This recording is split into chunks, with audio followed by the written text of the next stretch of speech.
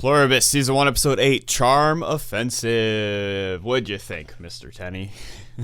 I have to almost make an apology for the last few episodes of me being like, I'm kind of scared of where it's going, because I think this episode, it's hard to say because I have like recency bias since we literally just got done watching the episode, but this might be my favorite episode of the show. Me might too. be. Yeah, Maybe. It's hard to say. Some of those early episodes were really good.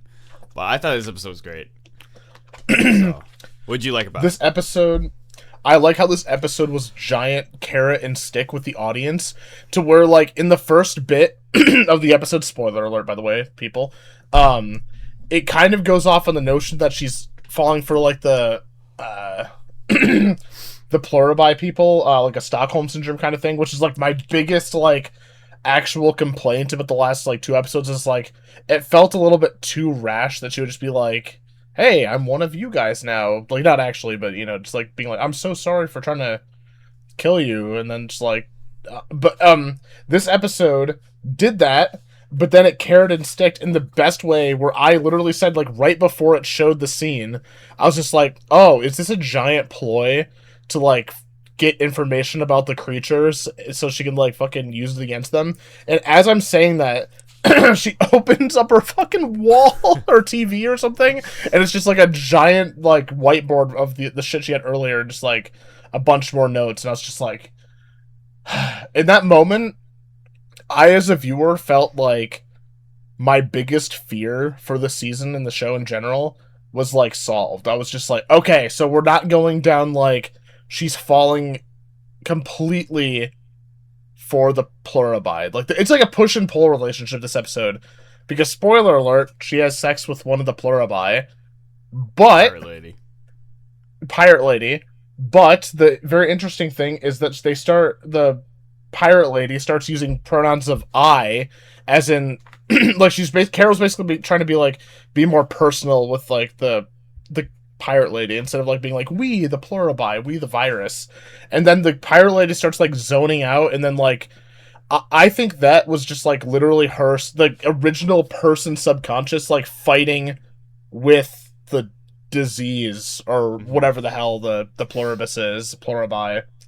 And I thought it was, like, really well done. It was, like, it was a mixture of, like, sad, but also just, like, wait, what the hell's going on? Yeah. And, like, if you can emotionally manipulate the virus into, like, kind of, like, letting somebody break through for a second, like, that means that there's a potential to save people. I don't know. I felt this is the episode where I feel like stuff happened and stuff was fed to us in a way that wasn't, like, super irrelevant, and I really enjoyed it. I agree with pretty much everything you said. First of all, is Carrot and Stick supposed to be a Better Call Saul reference? It wasn't, but that's actually beautiful that it worked out that way. Yeah. All my I could lie and just say yeah, it was. Season 6 enjoyers out there of Better Call Saul. Yeah, this is definitely up there for, I feel like every time I watch an episode, I'm like, this one's my favorite, so I'll try not to do that every time. But this one, I liked that it had like another character that Carol could kind of bounce off. It was less, all the other episodes felt like it was kind of Carol and then her talking to, like, an AI. And then now this episode, they essentially, this was like Carol and Pirate Lady having conversations. And to bring up the thing you were talking about with the pronoun, like using I instead, there's a great scene where, because she always says we, and Carol's like, why don't you use I? You know what I mean? And then, you know, she's struggling to say it, and she even starts to say she at one point, referring to the person that she used to be in that body, and she's like struggling to even say we. And by the end of the episode, she's talking about her childhood. She's like, when I was a kid, I used to see these giant boats, and I always wonder what they would do, like where they were going. And now I know, because they know everything, because they're the robot people. But then she realized she was saying I the whole time, so it's and there was, like, a dissonance moment where she, like, zoned out, and she was just, like, staring off, and it was like, fuck, let's go. That's a good scene. So either there is part of the person somewhere deep inside, or it can be like manifested or something, or like some weird psychology thing going on. So it is possible Carol figured this out, and I think this episode was just great because it just had more conversations and dialogue that felt like more like a Breaking Bad Better Call Saul of two people talking instead of just like Carol using ChatGPT. And then we also got the bonus like little hints of Menuso still doing stuff. So that was cool too. So, and this episode in particular had really great music, I noticed. It did. Some of the music reminded me of like Trent Reznor, Atticus Ross music, specifically the Gone Girl soundtrack. Maybe a little less eerie, but there's some like beautiful synths. Great cinematography is always this episode, but I feel like this episode had some. I mean, we can't beat the jungle from last episode. That was great, but this episode also like where they're looking at the train, which Vince Gilligan series. Anytime you see a train, you're like, let's go. It's gonna remind me of probably the best episode of Breaking Bad in my opinion. But that was really cool. Something I also noticed in that scene real quick is that she was drinking water. So did they have to drink water? Right? Who was drinking water? Well, both of them, but Pirate Lady. Yeah, they have to drink water, right? I would assume so if they're just like still humans, Anyways, but like, yeah. So that was great. A lot of great shots in this episode. It was nice, like you said, to see Carol kind of investigating. She felt like Jimmy McGill in the best way this episode. Yeah. Like she's like manipulating. You can tell she's not an idiot. She's manipulating them, and they're manipulating her. Yep, it is literally a toxic relationship because she's just like you have this genius moment where she's like when she gets the whiteboard out, she's like fucking trying to basically figure out how to save the world.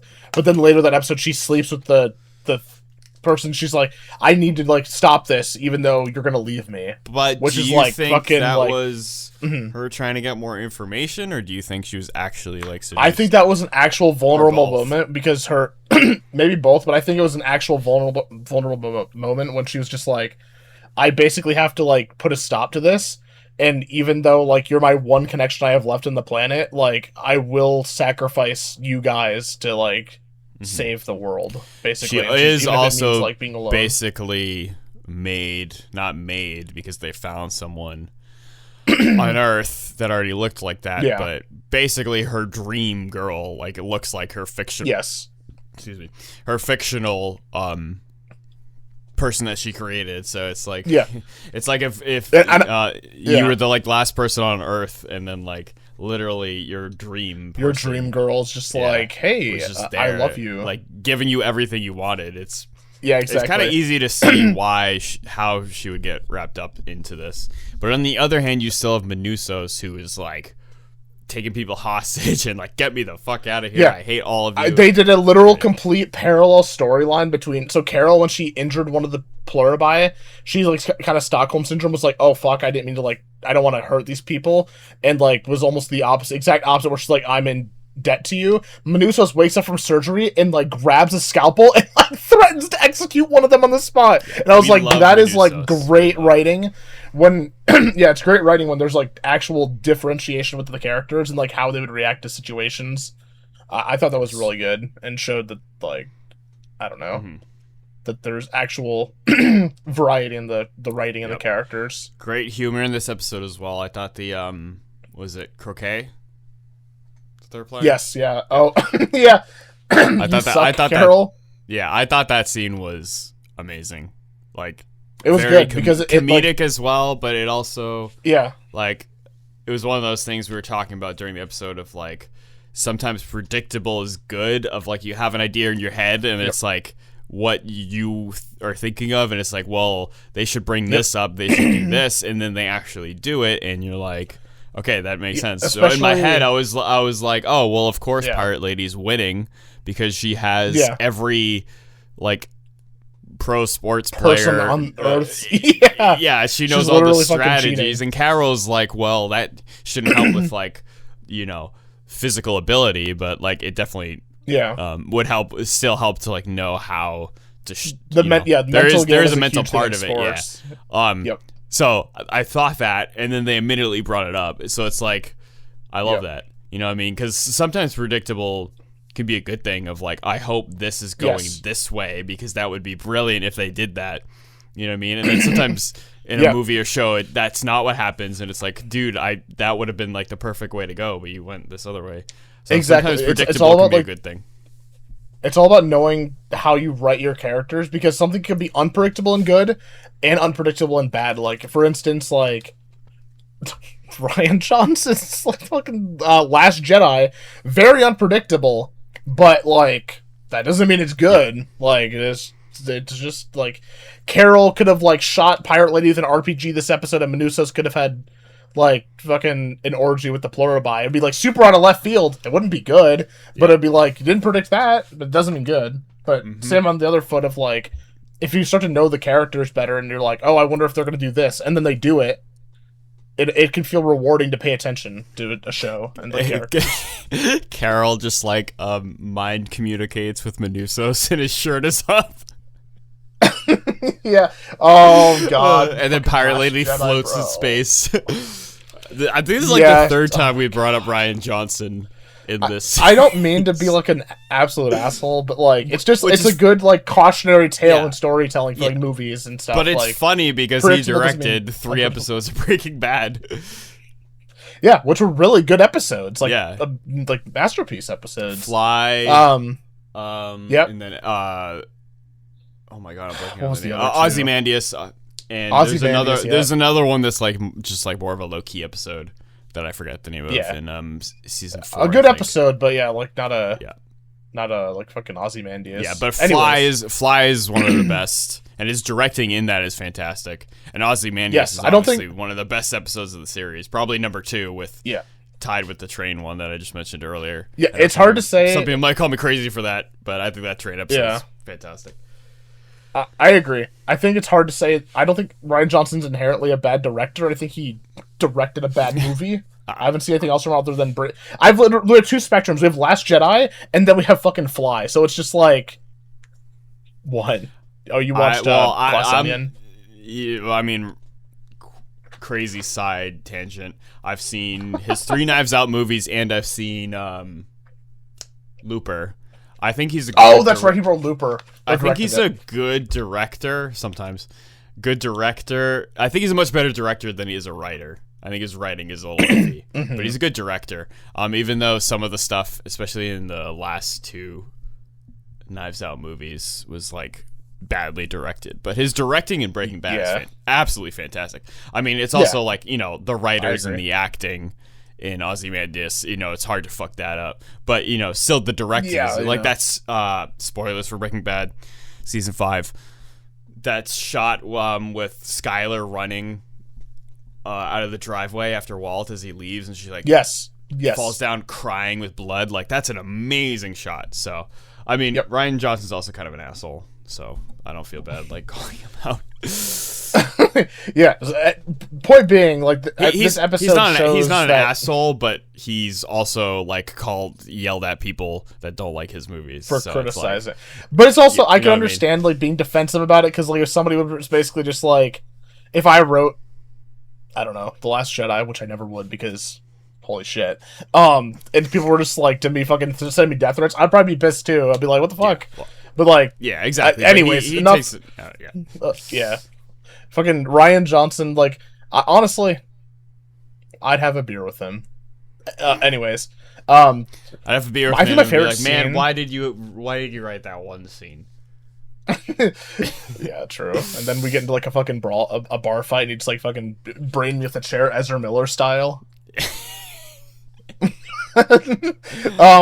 Anyways, fucking the best. I think the best scene in the show, or not the show, this episode, was when, and I was kind of calling out the last few episodes, where she's just like, this is all performative bullshit. You're just trying to like convert me. You're basically just trying to manipulate me and handhold me into like basically liking you guys.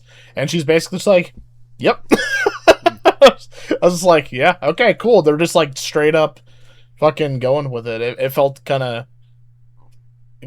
good that the characters were just, or like the scene was kind of playing out in a way where it's like I could tell the writing was making it be like she's fed up with them just basically being like, oh, we rebuilt your favorite cafe, or like, you know, we fucking, or your favorite diner, and we fucking got you your favorite supermarket back like 4 episodes ago or whatever. It's just like, clearly, like, you and I from the start were like, this is going to turn into some Stockholm Syndrome bullshit where they're just going to, like, basically manipulate her into liking them. Mm-hmm. And then it happened, but now it's, like, kind of reverse, but also not. Yeah. This feels like genuinely a toxic relationship. Like, whoever, the writing behind this, like, actually feels fucking par for par. She's just like, I know you're ruining my life, but, like, and I will kill you, but, like, I don't want to be alone. It's just like, damn, if that didn't fucking hit hard. But no, I think great episode, honestly. Great episode. I'm pretty happy with this one. Yeah, and then we got one more left. So. Yes, the season finale.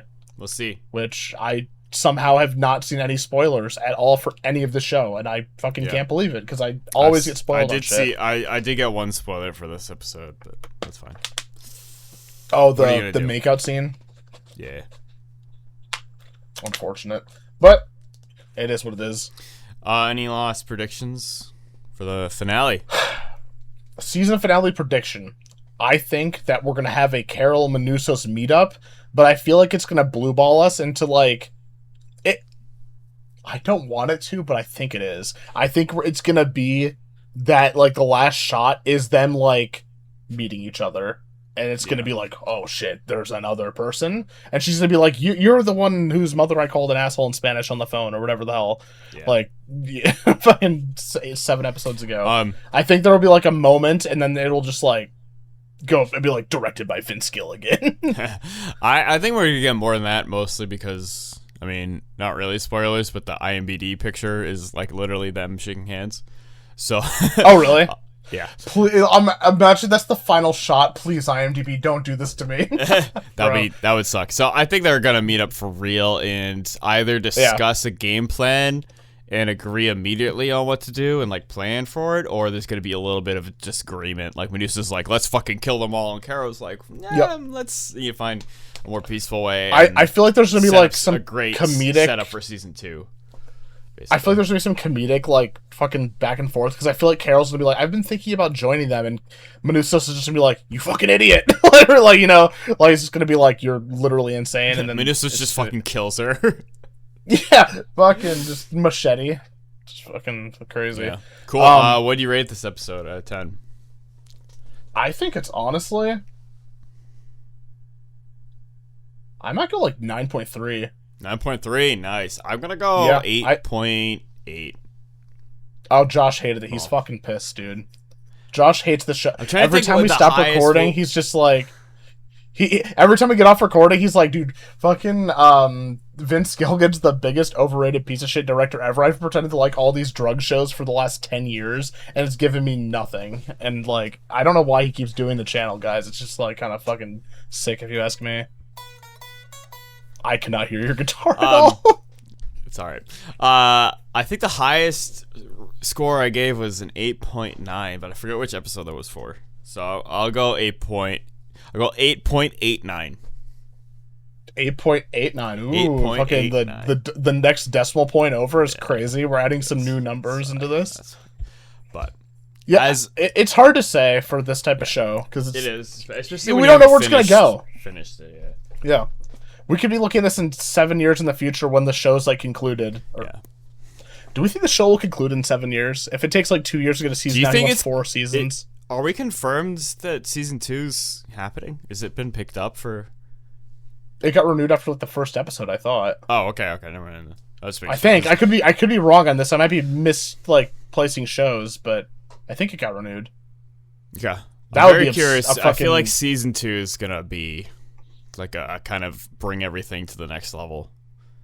I would really like to see a budget increase for season 2. Not that the budget like suffered in season 1 so far, but it would be cool if like the studio had more faith in like Pluribus and was just like, Vince Gilligan, here is a truckload of money, just do your thing. Mm-hmm. I mean, they might already be doing that for this season, but like, you know, I would definitely like to see a bit more characters, a bit larger of a cast. I agree. It's the biggest flaw of the show. It doesn't make it bad, but it's definitely something where you can feel a little bit FOMO-y. Not even FOMO. It's just like fucking. Well, even Breaking Bad, isolating. like a show. Like, Breaking Bad is a show that is a character study of Walter White, one character. But even that, it has, like, all these other characters. Like, it basically has Jesse, who is, like, a second lead. Same with Hank. Hank is, like, the second or third you got his relationship lead. with Hank's wife. Skyler Maria, has a bunch of, like... Skyler. Yeah, Skyler's, like, the Walt fourth Jr. lead. There's episodes... And then of all of his, like, drug-dealing buddies and, like, fucking... Yeah, there's episodes fully about Gus. There's episodes fully about Mike. Yes. Or I guess parts fully about Mike, and it's like, yes, you know, all these characters, even Saul, like before Better Call Saul, obviously in Breaking Bad, like has a full parts where it's just from his POV, like, yep. I know I would actually there's that love... scene in I've seen discussions where people are like, what is a scene in Breaking Bad that you go retroactively now after watching Saul, where Saul is acting like Jimmy McGill and not Saul. And there's one scene where he gets in his car after talking to Walt, and he kind of like just sits there and like exhales. He's like, yeah, that's funny. You know, and people are like, oh, he's Jimmy McGill there, so that's interesting. So like Breaking Bad, like even though it's a character study about one guy, it has like all these other characters that it fleshes out. So. It even has like full side quests with Marie shoplifting and everything. I know. I would love for season 2 of the show, and I guess for the finale. I maybe not for the finale because I want them to focus on this stuff. Next season, I want to see more like ambiguous editing with storytelling. Like I want just an episode to start off with somebody we have no idea who the hell it is, them doing something completely unroutine and random and ridiculous. And I mean, they did that a few times in this season, and then it just like somehow connects to being like, oh, this is Carol's great uncle from 10 years ago who got her the ring that he married Helen with or whatever. I don't know, something fucking just like crazy, you know, just complete, and it like ties into the episode somehow, just, you know. But Vince Gilligan's like the master of like doing that with objects and shit, so I don't have to tell him. Of course. Like literally a fly that we were talking about earlier made an entire episode about a fly. It's brilliant. I know, and I feel like it's hard to glaze Vince Gilligan sometimes because you got the two camps of people where you have the Vince Gilligan glazers and then you have the Vince Gilligan like Bravo, Vince. naysayers where they're just like, oh bro, you're gonna suck him off some more. It's just like I've literally critiqued a lot of Pluribus. I've critiqued quite a bit of Pluribus, even though I love the show and like I think it's like more of a W than an L. There's been some like parts where I'm just like, like maybe tighten up a bit. I love this show, but unless this last episode brings everything together in this crazy way, if I took every Breaking Bad and Better Call Saul season and Pluribus, like every full season of television that Vince Gilligan has directed, even throw El Camino in there, even El Camino in there, I put Pluribus at the bottom. That's probably some bias because I care about, like, obviously El Camino like is still characters from Breaking Bad, so it kind of like Breaking Bad did all the work already, so like I'm gonna care about it more. But I still think it is. He might think like it would make sense for him to think that it's one of the best things he's worked on because it definitely shows like a master. It's like if I wrote a song and it had like the hardest parts to play in it, like the guitar parts were difficult, but that doesn't mean it's the best song to listen to. That just means it was harder to make. Right. You know what I mean? I think the most. So I could see him saying like, "This is the best thing I've ever made," and that would make sense to me because it is brilliantly directed. So I could see the argument being made if it's like kind of plateaus to like we've already seen the best episode of the show. Maybe on some like rainy day would I say I might like it a little more than season 1 of Breaking Bad. But there's also a lot of really good Breaking Bad stuff in season 1. I mean, just the first 3 episodes alone are really good. Crazy. They're really fucking good. Cool. Well, hell yeah. I don't know if you noticed, but everything on my wall is gone because I'm moving. Did it get stolen? No. They took it What down. if in the next for the season finale you should get a copy of the painting that Carol stole in the fucking Louvre or wherever? Where was she? No, there was the Texas or the not Texas, George O'Keeffe New Museum, Mexico. which is another the George O'Keeffe thing. Museum. That's funny. Well, if we record it this week, because this is my last week here, but that sounds like you're dying. You're wearing that beanie and you're like, this is my last week die here. before we finish Pluribus season 1. I'll click with the shit of it. Be like, we watched season 1 of Pluribus and one of us literally my friend died. And then like the last episode review is I'm just like sitting next to like a sack of potatoes with like a piece of paper with your face on it just like stapled onto it, and I'm like, this is my buddy Josh. He died last episode, but we're gonna review the last episode here. Cool. So yeah, I think 9.3 out of 10, maybe. I don't know. Numbers are stupid. Just listen to our words. I'll just go 8.9.